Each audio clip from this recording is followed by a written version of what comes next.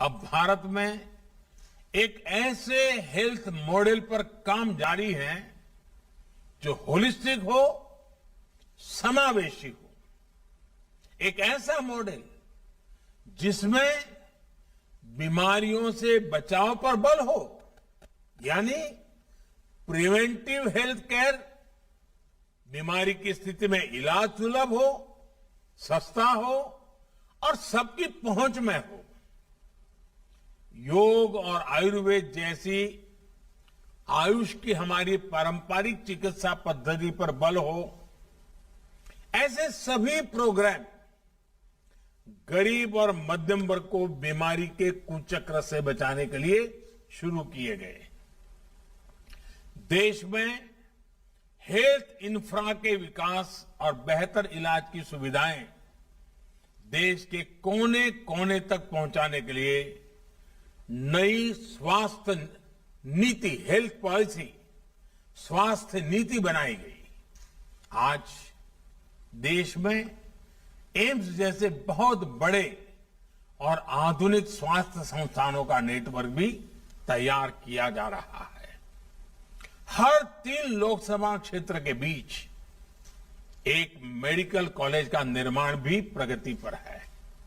साथियों, भारत में स्वास्थ्य सुविधाओं को बेहतर बनाने के लिए बहुत जरूरी है कि गांवों में जो चिकित्सा सुविधाएं मिलती हैं उनमें सुधार हो। आज देश में गांव और घर के निकट ही प्राइमरी हेल्थ केयर से जुड़े नेटवर्क को हेल्थ एंड वेलनेस सेंटर में उससे सशक्त किया जा रहा है। अभी तक ऐसे लगभग 80,000 सेंटर्स चालू हो चुके हैं।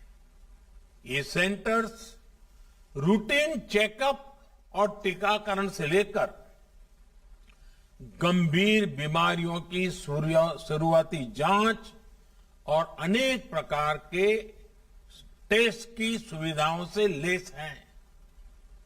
कोशिश ये है कि इन सेंटर्स के माध्यम से जागरूकता बढ़े और समय रहते गंभीर बीमारियों का पता चल सके। साथियों, कोरोना वैश्विक महामारी के इस दौर में मेडिकल इंफ्रास्ट्रक्चर के निर्माण को निरंतर गति दी जा रही है। देश के जिला अस्पतालों में क्रिटिकल केयर ब्लॉक्स का इंफ्रास्ट्रक्चर तैयार किया जा रहा है। बच्चों के इलाज के लिए जिला और ब्लॉक के अस्पतालों में विशेष सुविधाएं बन रही है। जिला स्तर के अस्पतालों में अपने ऑक्सीजन प्लांट्स भी स्थापित किए जा रहे हैं। साथियों, भारत के हेल्थ सेक्टर को ट्रांसफॉर्म करने के लिए मेडिकल एजुकेशन में भी अभूतपूर्व रिफॉर्म्स हो रहे हैं। 7-8 साल में पहले की तुलना में आज अधिक डॉक्टर्स और पैरामेडिकल मैन पावर देश में तैयार हो रही है। सिर्फ मैन पावर ही नहीं, बल्कि हेल्थ से जुड़ी आधुनिक टेक्नोलॉजी, बायोटेक्नोलॉजी से जुड़ी रिसर्च, दवाओं और उपकरणों में आत्मनिर्भरता को लेकर भी देश में मिशन मोड पर काम चल रहा है। कोरोना की वैक्सीन के डेवलपमेंट और मैन्युफैक्चरिंग में भारत ने जिस तरह अपना सामर्थ्य दिखाया है, वो हमें गर्व से भर देता है। स्वास्थ्य उपकरणों और दवाओं के कच्चे माल के लिए पीएलआई स्कीम से भी इस क्षेत्र में आत्मनिर्भर भारत अभियान को बहुत ताकत मिल रही है।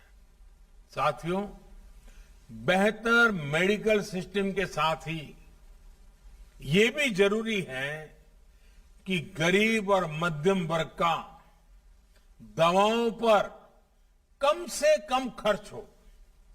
इसलिए केंद्र सरकार ने जरूरी दवाओं, सर्जरी के सामान डायलिसिस जैसी अनेक सेवाओं और सामान